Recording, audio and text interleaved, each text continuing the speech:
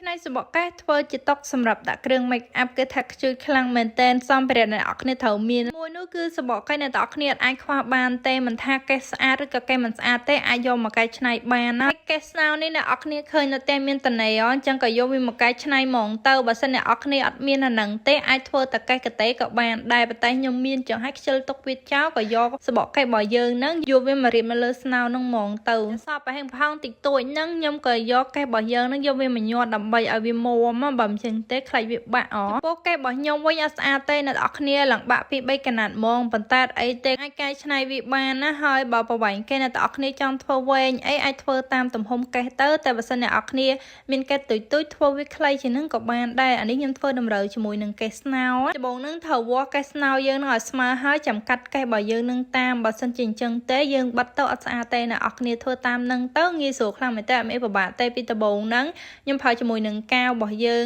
ក្រោយពេលបិទកែវហើយខ្ញុំក៏បន្ថែមជាមួយនឹងស្កូតមកតង់ទៀតដើម្បីឲ្យតុរបស់ខ្ញុំនឹងកាន់តែមាំណាអ្នកនរគ្នាអាចមើលតាមវីដេអូនឹងបានហើយចំពោះស្កូតនឹងជំនួយច្រើនខ្លាំងមែនតើទី1កុំឲ្យកាវយើងនឹងវារបកអ្នកនរគ្នាហើយទី2ធ្វើឲ្យកេះរបស់យើងនឹងកាន់តែមាំហើយវាហាប់ណែនខ្លាំងមែនតើពិសេសគឺជំនួយដល់កតុងរបស់យើងកន្លែងណាដែលវាបាក់អស់អ្នកនរគ្នាយើងយកស្កូតបិទវាពីលើបែបនឹងទៅធ្វើឲ្យវាស្មើហើយកាលណាដែលវាស្មើអ្នកនរគ្នាបន្ថែមជាមួយនឹងស្កូតពីលើតុរបស់យើងនឹងស្មើអត់មានឃើញកន្លែងដែលកេះយើងបាក់នឹងទេហើយចំពោះតុអ្នកនរគ្នាចង់បិទពណ៌អីក៏បានដែរប៉ុន្តែខ្ញុំចង់បិទពណ៌សដើម្បីឲ្យពេលដែលយើងរៀប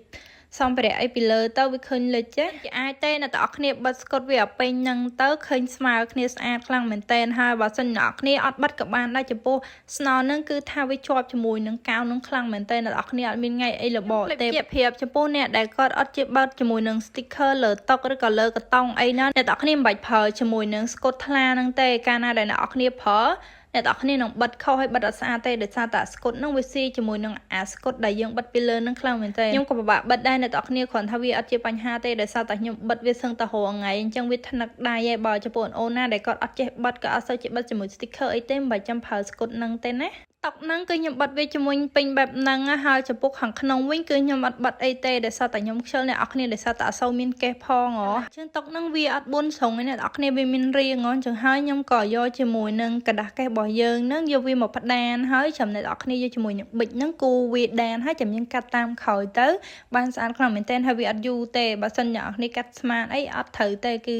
ថាវាពិបាកកាត់ហើយបើសិនជាបិទមុនហើយកាត់ក៏អត់ត្រូវដែរអ្នកនរគ្នាគឺវាអត់ស្អាតទេបិទបែបហ្នឹងតទៅគ្រប់ជាមួយនឹងជើងតុករបស់យើងហើយក៏បន្ថែមជាមួយនឹងស្កុតមកតង់ទៀតហ្មងទៅដែលខ្ញុំនិយាយចឹងអ្នកនរគ្នាអត់ចង់បិទស្កុតក៏បានដែរបើសិនជាអត់ចេះបិទជាមួយនឹង sticker ច្បាស់ហើយឥឡូវតុករបស់យើងគឺហើយឯងគ្រាន់តែបន្ថែមជាមួយនឹង sticker ពណ៌សមកតង់ទៀតគឺអេមបាត់ដែរហើយងាយមកមើល restyle របស់គេគឺថាខ្ជូតខ្លាំងមែនតើអ្នកនរគ្នាបានទទួលនេះមួយក្តីសុខពេញបេះដូងហ្មងហើយចំពោះបងដែលគាត់សួរខ្ញុំថាខ្ញុំប្រើសាប៊ូគេបានសក់ស្អាតអ្នកនរគ្នាខ្ញុំប្រើជាមួយនឹងសាប៊ូស៊ូលីងជីងឈុតមកក៏ប្រើជាមួយនឹងស៊ូលីងជីងដែរអ្នកនរគ្នាមើលសក់ក្បាលខ្ញុំទៅរាល់ថ្ងៃគឺថាបួងរហូតសារតែក្តៅហើយខ្ញុំអត់ជួយចិត្តតម្លាក់សក់ទេអញ្ចឹងហើយគឺសក់ខ្ញុំត្រូវបួងរហូតមកអ្នកនរគ្នាតាំងពីព្រឹកតល្ងាចប៉ុន្តែអត់មានជាបញ្ហាអីទេក្រោយពេលដែលខ្ញុំបានកក់សក់ខ្ញុំគឺត្រង់វិញហើយអ្នកនរគ្នាមើលទៅតាមវីដេអូជាក់ស្ដែងហ្នឹងចំពោះឈុតហ្នឹងគឺមានកក់មួយអប់មួយអ្នកនរគ្នាប្រើតែពីរមុខនឹងលាយគ្នាយកទៅណាមិនអស់ទេអ្នកនរគ្នាហើយកូនសក់នឹងដុសលឿនខ្លាំងមែនទែនជាពិសេសធ្វើឲ្យសក់យើងមានទម្ងន់ណាអ្នកនរគ្នាមើលសក់ខ្ញុំក្រោយពេលដែលខ្ញុំកក់ហើយខ្ញុំផ្លុំវាស្ងួតហើយមើលទៅឡើងក្រាស់ក្បឹកខ្លាំងមែនទែនអញ្ចឹងបើសិនជាអ្នកនរគ្នាចង់បានអីអាចតាក់ទងទៅបងស៊ូលីងជីងទៅណា